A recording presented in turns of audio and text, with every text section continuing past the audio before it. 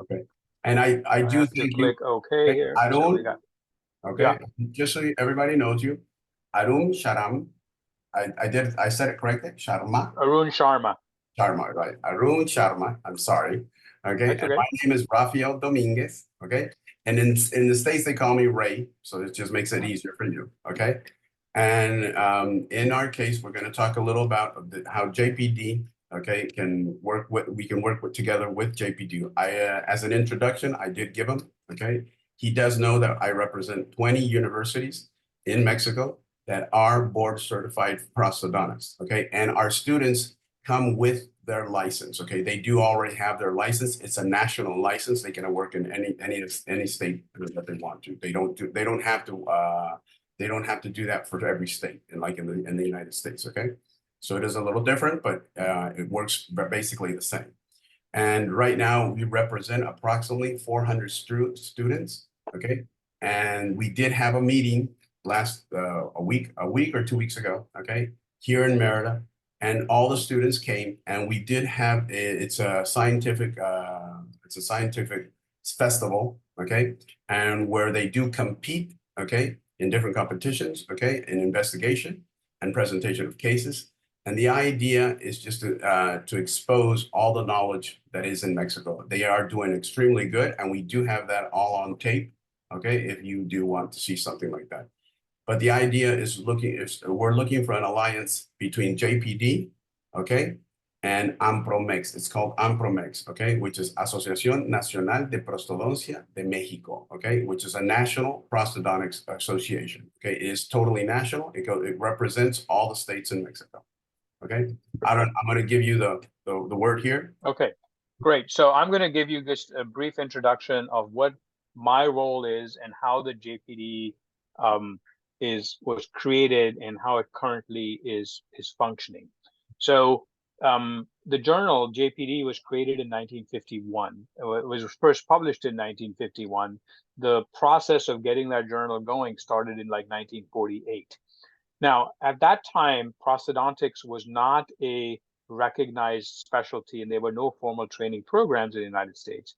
But there were many dentists, people like Carl Boucher and Lucia and all the big names of prosthodontics that we know of, who were involved in different prosthodontic organizations. And as some of you may know, in the United States itself, we have more than 10 prosthodontic organizations. Now, the formal organization that represents trained prosthodontists is the American College of Prosthodontists, or the ACP. The ACP was only created in 1970, right? And then the ACP created their own journal, which is the Journal of Prosthodontics, in the 90s or late 80s. Sometimes is when the Journal of Prosthodontics was created. So let's go back to the J.P.D. So in the 40s, and some of these organizations were around since the 20s, because the three organizations that I'm going to call as the founding organizations of the Journal of Prosthetic Dentistry, today they are called the American Prosthodontic Society, the Academy of Prosthodontics, and the Pacific Coast Society for Prosthodontics. These three national organizations used to have annual meetings, and there were many people who were members of all three groups. Some were members of only one, some were members of two groups. The Academy of Prosthodontics, which at that time used to be called the Academy of Denture Prosthetics, was mostly with people who were in the academic world, teaching in the schools. The American Prosthodontic Society was mostly people from private practice. And the Pacific Coast, as the name represents, was on the West Coast, because East Coast, West Coast, in those days, traveling was not so easy. So all these three groups had annual meetings, and they said, we should create a journal. Each one actually was talking about creating a journal. And then since there were people who were members of all three groups, they said, we don't need to create three journals for prosthodontics. We should just work together and make one journal. So that's what happened. Now, once they decided that three groups were going to have the journal, they didn't know who was going to sort of manage this journal. So they said, okay, we're going to create this separate board. And this board is going to be called the Editorial Council for the Journal of Prosthetic Dentistry. And each of these three founding organizations nominated two of its members who became directors on this board, right? So the purpose of this board was to run the journal. And then they were going to hire an editor, and then they made a charter and created all these guidelines. And so basically now the editorial council has 9 members. We have 3 officers, a chair, that's me. The vice chair is Carol Lefebvre, who used to be dean at Augusta and was before Dr. Rosenstiel, she was the editor of the journal. And Steve Rosenstiel, who's the editor of the journal. The 3 of us are considered officers. And the 6 directors come from 2 from Pacific Coast, 2 from APS, and 2 from AP. And they have terms for 6 years each, right? So those members right now are Carlo Marinello from Academy of Prosthodontics, Judy Yuan, who's at Chicago from Academy of Prosthodontics, Steve Sadowski from APS, Kostas Chokoladakis from Eastman on APS, and Pacific Coast has Roger Lawton and Matthew Cadadell. So we actually own this journal.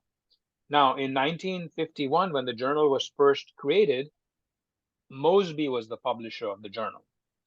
And Mosby was publishing the journal for us. And then as time went on, Mosby got bought out by Elsevier. And there was something in the law, in the guidelines that were written up, was that if Mosby ever got sold, we became the owners of the journal. So we now have contract with Elsevier, who serves as our publisher, right? So they collect the money for the journal, they do the printing, they do the publishing. We appoint the editor, we control the scientific part of it. And because we own the journal, we get royalties from Elsevier. So we get paid 39% of the money that's made by Elsevier. And we use that money, obviously, to hire the editor, the editorial office staff, the statistician consultants, the website. All of the money gets spent because our board is a not-for-profit, right? And we use that money also to run a website that supports the sponsoring organizations, and we provide awards and grants. So every member group that has a scientific session, they can request a grant. So if you go to the Fixed Academy, you know, they have the Tillman Award. The money for that Tillman Award is provided by us.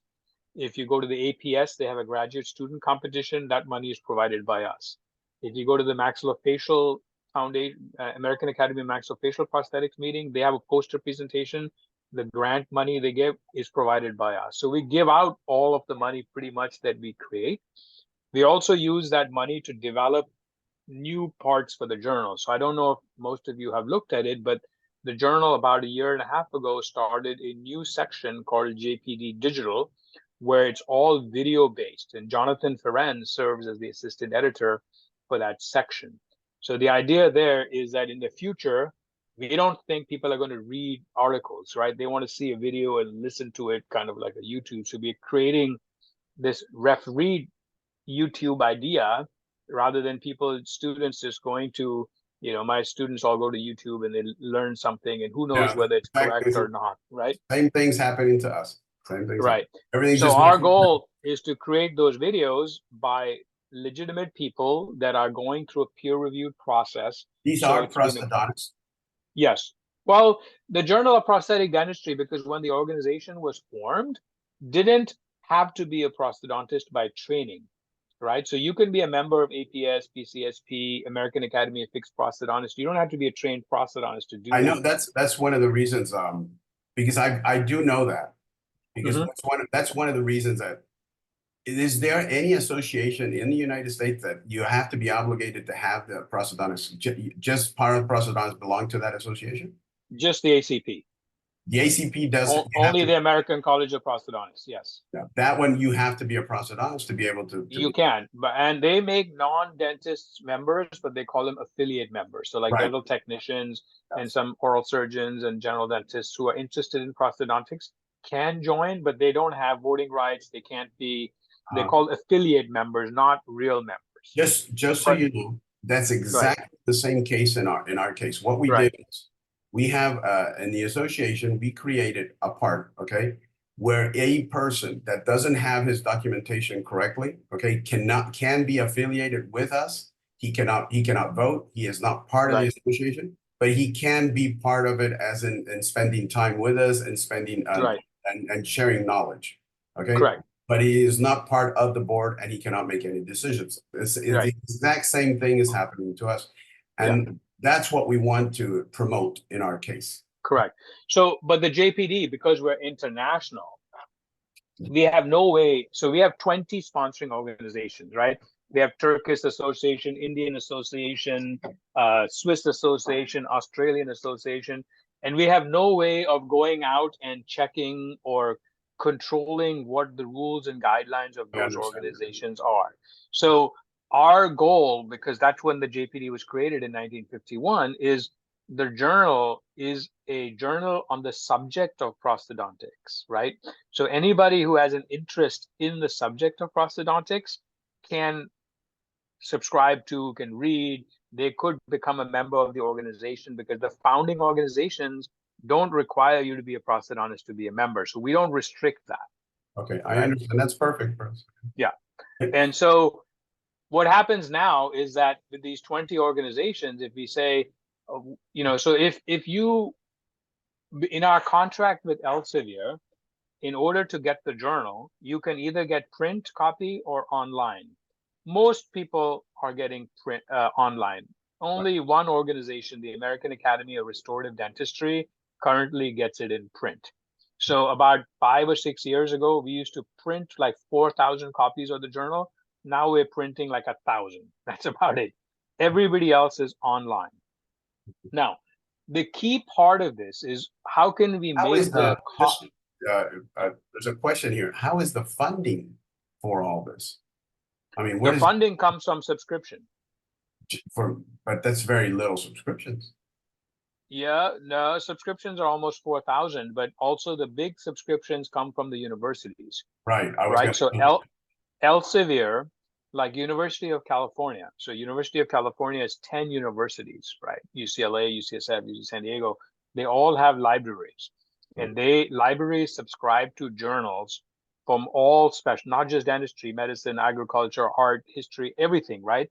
So, the University of California pays Elsevier $10 million per year so it can get access for all of its students and faculty to all the different journals that Elsevier publishes. So JPD is part of that. So we get a portion of that 10 million towards our amount too, right? Right. And similarly, other I universities understand now do how the the same funding. thing, right? So the way people can get the journal is what that university part is called institutional sales. Right. So all of you are familiar with Clear Choice, the brand Clear Choice Yes, in the United States, right? So Clear Choice has liners, huge liners. number of clients, right, or offices. So we're in negotiating with Clear Choice, or Clear Choice is negotiating with us that they want to be able to provide the JPD to all their doctors. Now, that won't be like an individual subscription, right? That's like, okay, Clear Choice, it's called institutional sales. Right. Okay. So we have three groups, right? Institutional sales, sponsoring organizations, which would be like your organization, and individual subscribers, right? If I don't belong to any group and I want to get the journal, I can still go and subscribe to the journal. So our goal with the benefit of being a sponsoring organization is that the subscription rate per person is a lot lower than if I had to go subscribe to the journal myself. Right. So if I wanted to go buy the journal myself, roughly I'm going to pay close to $300 or $350. If I belong to a sponsoring organization and my sponsoring organization is a member, then I'm going to get the online version for only $98, right? It's Like a third less. $98 a year. Correct, per member. Remember, right? So if my organization has 100 members, now don't hold that for a second, okay? Don't listen to the rest of this part. Right. So now the $98 is for what we call, originally was American group. Now, in the old days, when the journal was only printed and online was not an option, there was a tremendous cost of printing the journal and mailing it to international destinations as well. Right. So the rates varied a lot. But when it became online, we said, okay, we've saved money because we're not printing and we're not mailing. So the cost should not be that much, right? So the online version has dropped. But we still found that some countries in the world, there was not a lot of subscription because let's say I'm charging an American dentist $98. A dentist in India can't, $98 for them is a lot of money. Right. Compared to this. So we said we need to have a tiered structure for what the country's economic condition is to make the journal available to them online, right? So we didn't know how to go about doing that. And then we figured out, because a lot of us are members of IADR, International Association of Dental Research, and IADR has a tiered category of membership subscription. And they basically follow the United Nations category. So United Nations has taken all the countries in the world and from an economic standpoint, put them in three groups: group tier 1, tier 2, and tier 3. Okay. Right. So like the United States, Europe, most of those countries are tier 1. I'm going to use an example of Indonesia because we were recently talking to them. Indonesia is tier 3. Right. So what the IADR did was, if you were tier 1 country and your dues were $90, then if you were tier 2, it would be $60, and if you were tier 3, it would be $30 per person. Right. Do you see what I'm saying? Of course. So I don't know which category Mexico is in those UN chart. We can find that out, but we would not expect Mexico to pay the same rate as $98 as US. If you happen to be a tier 2 country, then you would pay 2/3. If you were tier 3 country, you would pay 1/3 per member. Okay, so rough, I'm just saying $98 right now, so I'm just going to say 99 for ease. Is if it's a tier 1 country, it's 99. If it's a tier 2 country, it's 66. If it's a tier 3 country, it's 33. Right. Now, because we're giving this discounted rate from the individual subscriber, what is the benefit to Elsevier, right? So Elsevier, let's say my organization has 100 members. Elsevier doesn't want to go directly to 100 members and collect $98 from 100 people, because that takes a lot of time and effort on their part. So what we call on-block subscription means that if your organization is a sponsoring organization, the Elsevier will bill your organization $100 times the number of members, and you give them one check. And so basically, the organization collects the money from its members as part of their annual dues, and then they write one check to Elsevier, and they give Elsevier each person's email address. So then Elsevier will allow that person through that email to be able to log on to gain access to the J.P.D. Right. Now, that became a little complicated, so we did a little work around that and said, okay, every organization has a website. And on the website, you have a member-only section, right? So when you log on to your organization, you put in your membership log on, then you can see the part of the website that is for members only. Right. If you're a member only, you've paid the dues. And so what we created was a special link that each sponsoring organization gets that they can put on their member-only side. So I don't have to go to Elsevier and directly register my email with them and all that headache. I get the journal from whichever organization. When I log into that organization, member only, I gain access to the journal.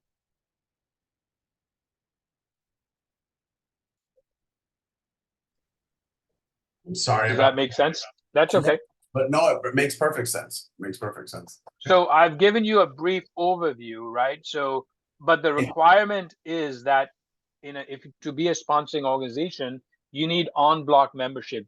Because you're going to be putting that link on the member-only site, you cannot ask a member to opt in or opt out, because if 50 people opt in and 50 people don't opt in, then you're giving the journal to everybody. So if you tell me that, hey, our organization, we have 200 members, then Elsevier would charge you 200 times whatever the subscription rate is annually, and then every member in your organization will be able to get the journal as that link.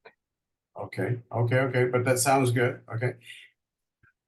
What we thought was possible, just so you know, we were actually we're actually going to include, or that's what we thought we could, okay?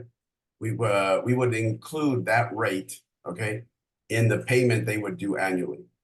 Correct, to you. Yeah, to us. Yep, So that's what all the organizations do. it's just, you know, you're gonna pay this amount, but that includes the journal.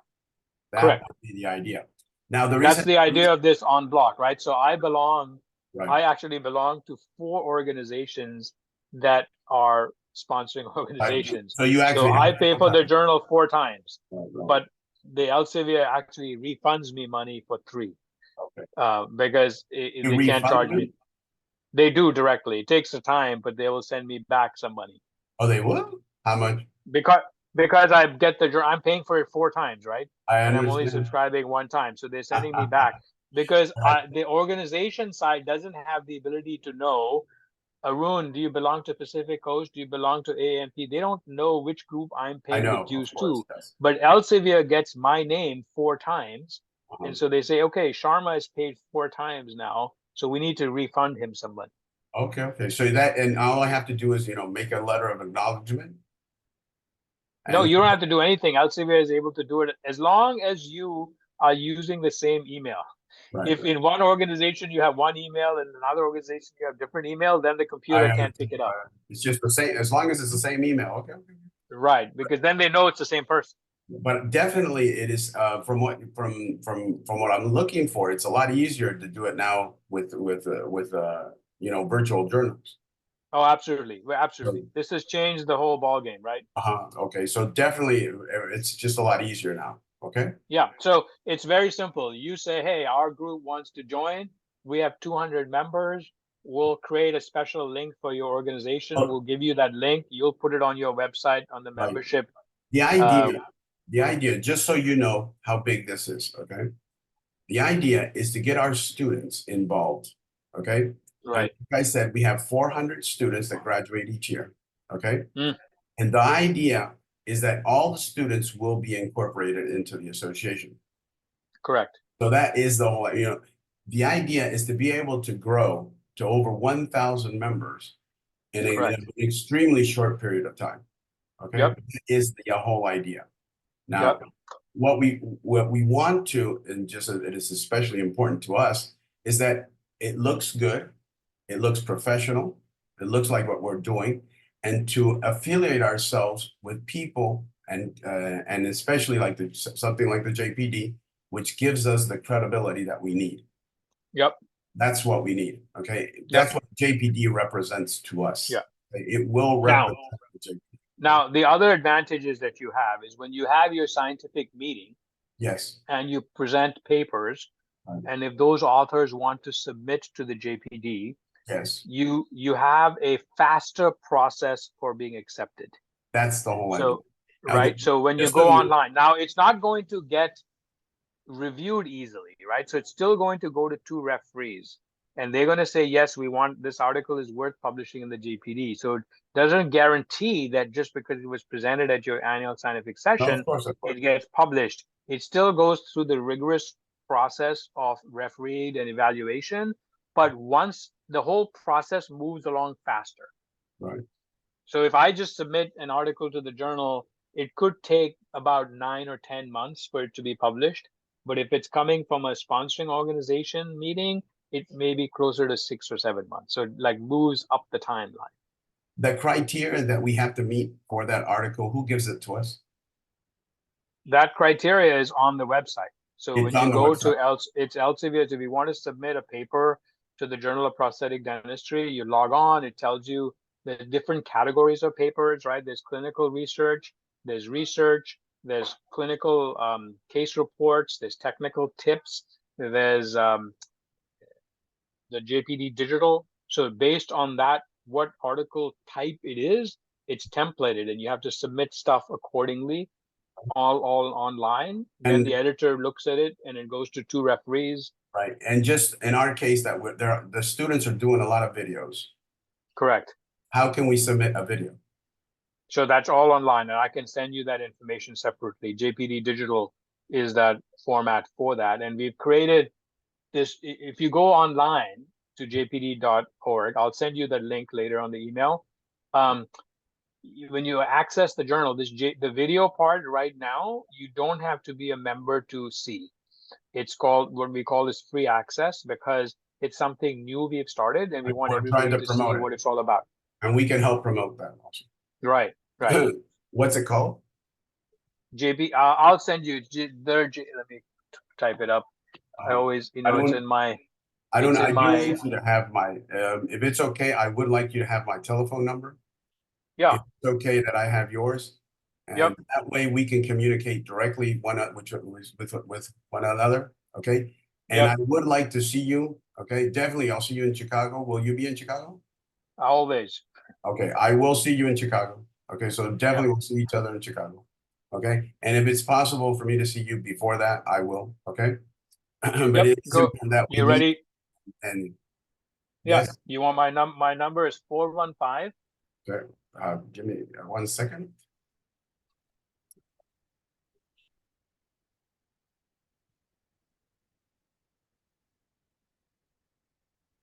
I can type it in the chat as well. Yeah, just go ahead and jump in.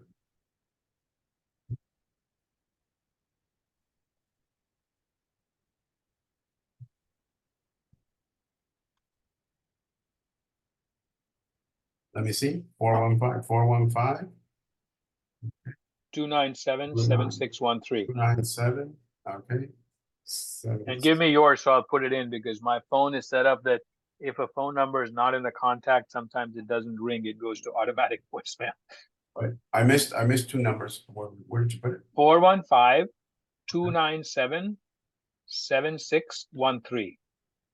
Okay, I got it. And my telephone number, okay? Yep. Okay, you have to dial, remember it's international, so you have to give the plus sign. Right. 5252 9999 Sorry, 52 52. 52 again. No. 52 one time. 52. Okay, Okay. why don't you just put it in the chat? I was gonna say that's exactly what I was It's gonna say. easier. Then I don't make a mistake in writing it down. No. Okay. Ready? Okay. I'm gonna put it correctly. Okay, just so you know. I have to look for plus sign. Plus. Okay. 5299. 779. You see it? Okay. No, yeah, here we go. 52, and there's 4 1, 9 2, together. 3, 4 9s. That's 4 9s. That's the reason. 477-966. That is my cell number, and it is your cell Okay. number that you gave. Yeah, my cell number. So you can use FaceTime or WhatsApp too if you needed to call.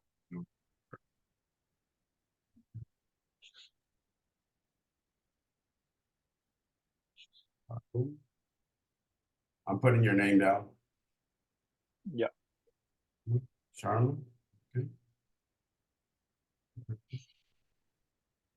J.P.D. Okay. So as this collaboration goes forward, and if it does, we could even have one of our board members come to your annual meeting or something. Yes, definitely we would. Yeah, something like that can happen as well. I just sent you a message through WhatsApp. If you see your telephone number. Okay. Yep, there it is. Dominguez. And in Mexico, we use our 2 last names. Yep, I'm familiar with that one. I always get confused. Okay, I was gonna say that. Okay, it's Rafael Dominguez Cervera. Right. Cervera is my mother's maiden name.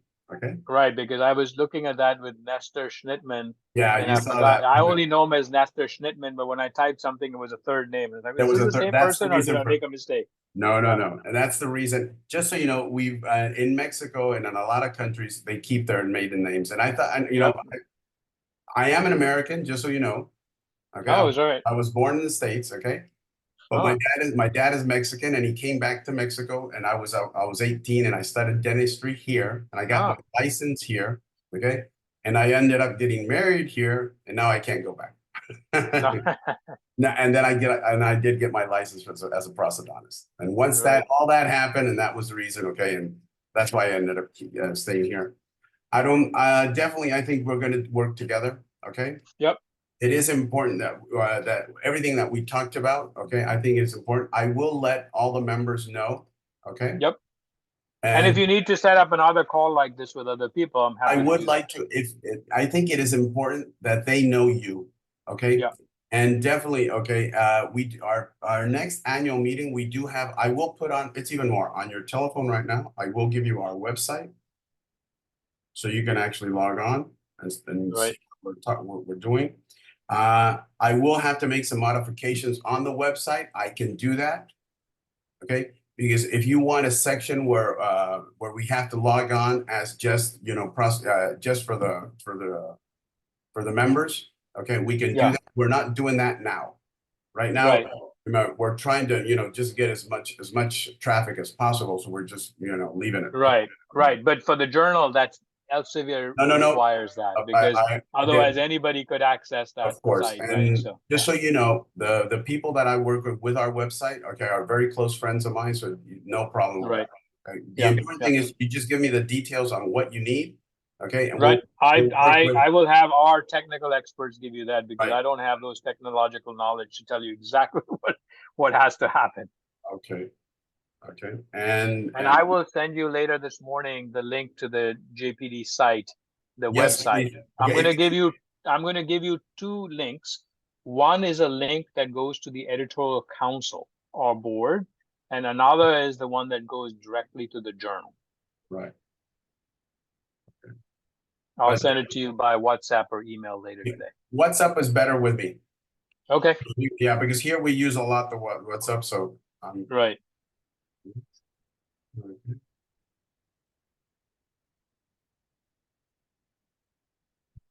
I just want to send you the website. Okay. Okay. Okay. Dr. Arum. I just sent it to you. Okay, so you have it on your phone now. Okay, and that way you can Yep. look at our website. Okay, you can look at it on your phone. Our next meeting, okay, just so you know, you already have it on there. It's going to be in May Okay. 2025. Okay, like I just told you, you did have our last meeting. Okay. Mm-hmm. And you can see those pictures on the social websites. Okay, it says redes Yep. sociales. Okay, and you can ask for translation if you need to. Okay. Yep. Okay. And you do have Where is your meeting in May next year? Which city? Do you know? in Saltillo, Okay. okay, which is very close to you. It's Yep. in Monterey, but Monterey, Mexico. Okay, Uh-huh. it's about an hour away from Monterey. Okay, Yep. you do see pictures there. Okay, Yep. there's a gallery of pictures. Okay, Yep. I'm seeing the website. Looks very seeing the nice. website. Okay, and you can see that I am the You president have the there. mission and you have the 2025 Congress. Yep. I see all of that. Is it in English or in Spanish? It's in Spanish. You can ask for it in English. Yep. Okay. Okay, but you do have everything there. And I would have Yep. to make some adjustments for what you're telling me though. Right. A section where only affiliates or members, okay, can put their it's like a Yeah. Whoever's paying you the dues, those people can only access that site. right, that's the whole idea. But that we can do that. Okay. And I would like you, just so you can, if you could do that for me, just to investigate where Mexico falls into, okay, and what Yeah, price. I will send you that in the email too. I have a feeling it's category 3, but I don't want to say that for sure because I'm going to Well, confirm let's with just say I hope so. Yeah.